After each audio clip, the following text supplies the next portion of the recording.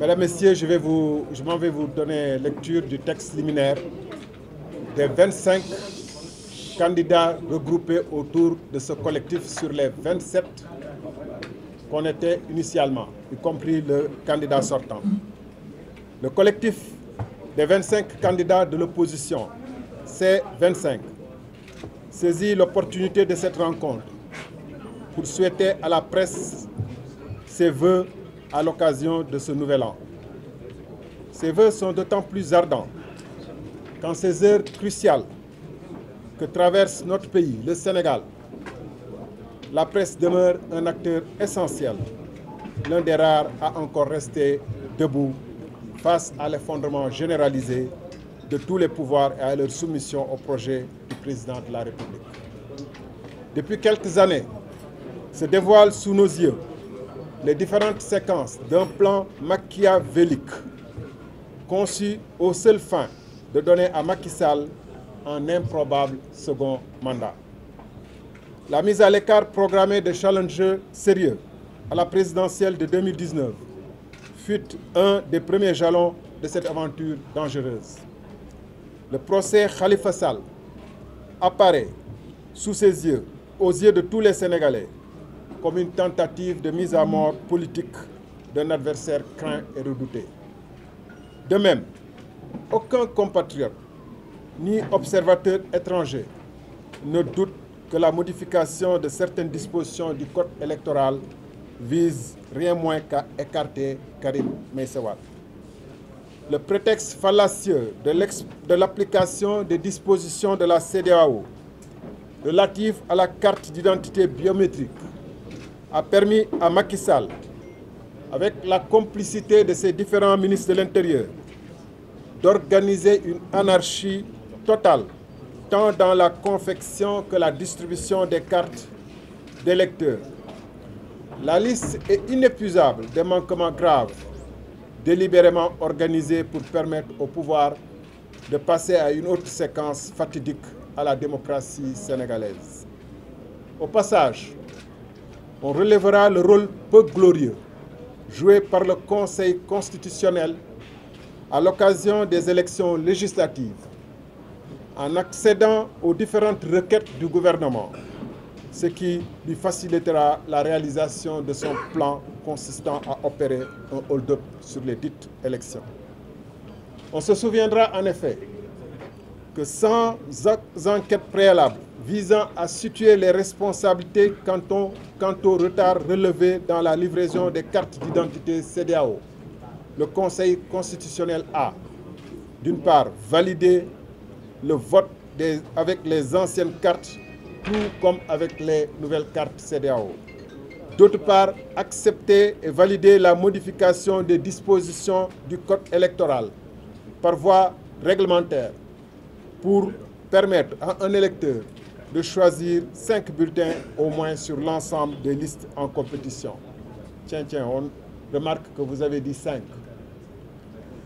La loi sur le parrainage, en dépit de toutes les arguties aux apparences savantes qui en ont servi de motif fallacieux, n'était qu'une séquence de plus vers des élections sous contrôle de Macky Sall. Cette loi, que l'opposition a combattue de toutes ses forces, est restée délibérément vague sur bien des points, confiant au Conseil constitutionnel la mise en œuvre du contrôle des listes de parrainage collectées par les candidats, écartant au passage la Commission électorale nationale autonome, devenue fantôme. Le Conseil constitutionnel, en ces circonstances, a foulé aux pieds les principes universels qui fondent toute justice respectable. En effet, un expert informaticien ainsi qu'un logiciel ont été retenus pour traiter des fichiers électroniques remis par les candidats sans aucune certification indépendante par un organisme dûment habilité pour en garantir l'objectivité, la neutralité et l'efficacité, et surtout la sécurité.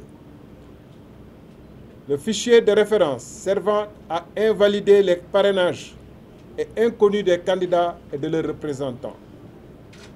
Les représentants des candidats n'ont jamais été mis en situation de pouvoir vérifier le bien fondé des non-conformités qui leur ont été opposées.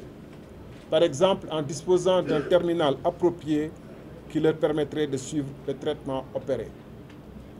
Ce ne sont pas les juges du Conseil constitutionnel qui ne disposent d'aucune expertise en informatique, qui apprécient, mais un expert soutenu par les techniciens de l'ADIE et de la DAF. Ces 10 experts, en dépit de la mise en scène que constitue la mise sous pli fermé des clés renfermant les fichiers, ont pu, dès le moment du dépôt des dossiers, copier l'ensemble des données enregistrées, puisque les dites clés ont été en ces circonstances connectées à leurs ordinateurs. La liste est longue des manquements graves qui remettent en cause la démocratie et les fondements d'une bonne justice au Sénégal. Le C25 a commis des avocats pour engager l'ensemble des actions appropriées. Au premier chef, une saisine de la Chambre administrative de la Cour suprême.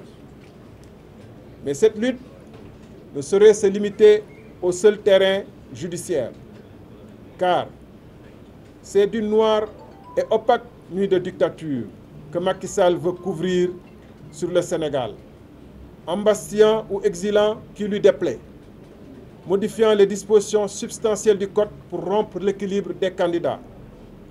En effet, des ressources considérables de l'État ont été mobilisées, les dites DR, ou bourses de sécurité familiale, etc., pour siphonner le maximum de candidats de parrainage au profit du candidat sortant. En dépit de tout, et parce qu'il est largement décrié dans le pays, les candidats de l'opposition ont pu, en grand nombre, mobiliser le nombre de parrainages requis sur la base de cartes d'identité valides. Alors intervient cette machination en cours pour en écarter le plus grand nombre. Le C25, constatant comme le peuple souverain que les acquis démocratiques sont en train d'être dévoyés pour préparer un coup de force électorale, en appelle à la mobilisation et à la résistance du peuple. Cette mobilisation doit s'intensifier dès demain, 3 janvier, à l'occasion de l'audience à la Cour suprême consacrée au procès Khalifa Sall, et devra se poursuivre.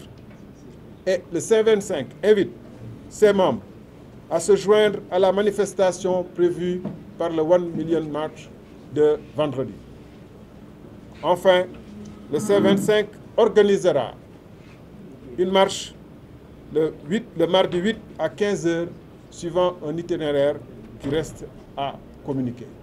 Je vous remercie de votre aimable attention.